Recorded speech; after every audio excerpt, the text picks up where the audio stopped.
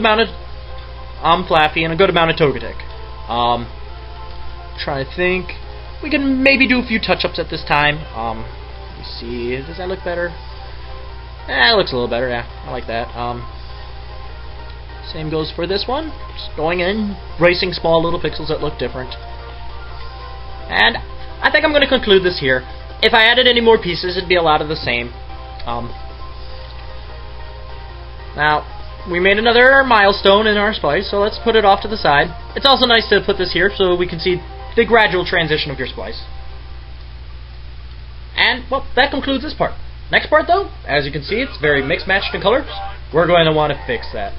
Save as pinch. Save as .png. Save as .png! Okay, welcome back. We're now going to do recoloring. Now, recoloring you may not think is too important. You could just, slap some stuff together and it's going to look good. Well, one of my biggest pet peeves when it comes to splices and recoloring is borders. I'm going to probably harp on you with borders for a good amount once I get to that point. But I have to teach you the basics. Now, once I teach you this, you'll actually see that recoloring isn't too bad. And it's actually pretty quick. Okay. We have our cute little guy here. And as you can see, blue, pink, black, white, red, all those colors don't quite match. Well, that's where we're going to want to recolor. Now, we have to make a decision here. What color do we want our thing? Well, if we take a look, we don't have a whole lot of Celio. I know I went in and put in some Celio, but I can't help but think we have a lot of Flappy. So, what we're going to want to do is, I guess, change it all blue. I'm going to teach you what a palette is now. We go up here to our Pick Color tool. We're going to make Togetic's palette. A palette is the colors that make it up, the different shades of it. To make it easier, we won't even use that Togetic, we'll use this Togetic. We go in and grab every color. As you can see, the first color is white. Can't do much with that. Let's go to the second lightest color. Make sure you're in real close and find that next color. Put that right down there. Next color looks to be this gray. Put that there.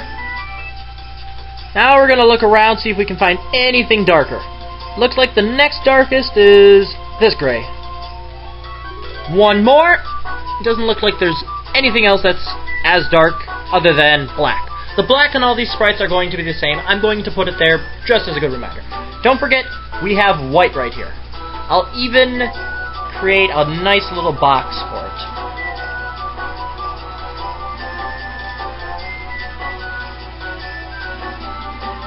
Okay. That's a palette. That's the main palette. There's more on Togetic. I suppose I'll make those.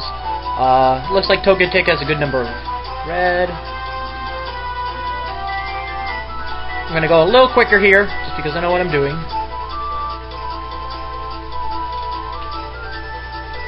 Looks like there's some blue.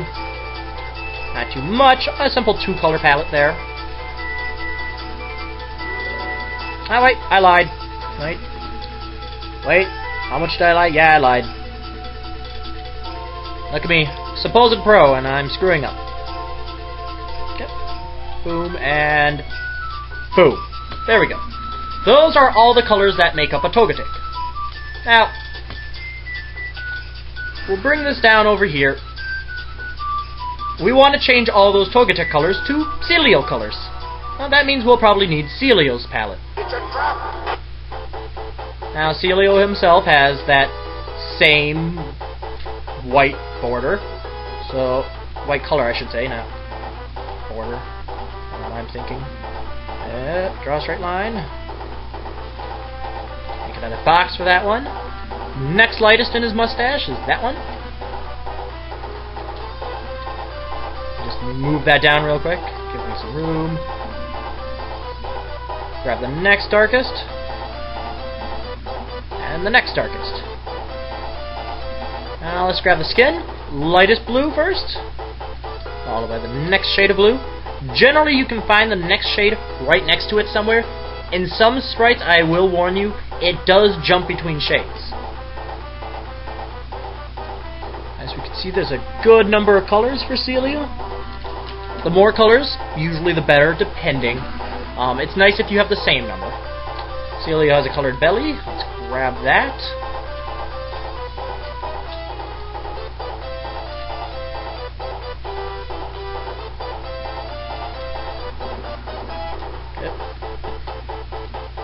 Okay. And of course we have black. Zoom out. As we can see, those are the palettes of Celio. We'll bring those down here. Now, to make a... depending what you want to do, usually you'll end up making a direct transition.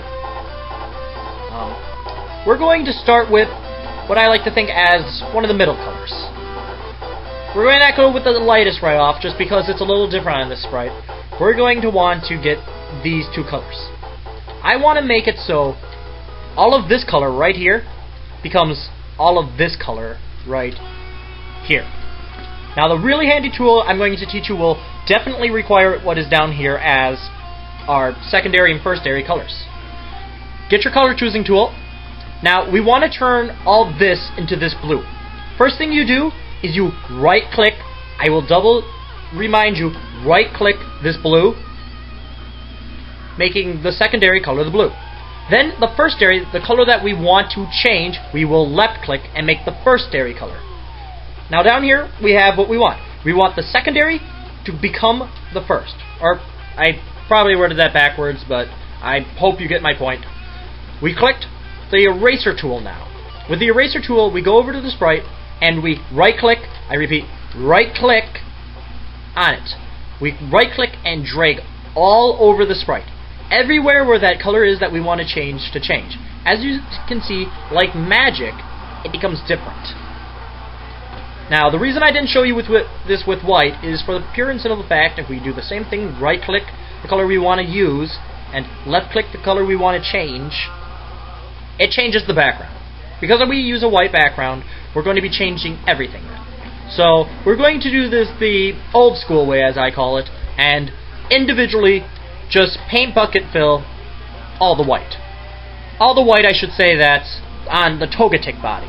We don't want to mess with the mustache, because no one messes with the stash. Okay. Make sure you got all the white that you want to change, and once you do, we'll move on through the palette. Next color of blue, next color of white. Go back to the eraser tool, click and drag. Once again, just like magic, we have a completely new color. As we can see, our Togetic is now turning blue. Next color, next thing. Now, I am going to tell you right now, recolor your borders. I say once again, recolor your borders. This is the step I'm on. A lot of people will say, I'm done now. Look at this. It's blue. It is not blue. Look right here on the head. Look right here on the body. You see all that gray? That gray does not match the blue. We have to change that. So, using the border color and using this dark blue, we're going to draw right over it. Now, this isn't a perfect color conversion, as you can see, because Celio has one extra level of shade. And sometimes we can ignore that. In this situation, I don't think it looks half bad that we are using this blue as a border. Sometimes, though, you will want to make sure you create new colors on the splice.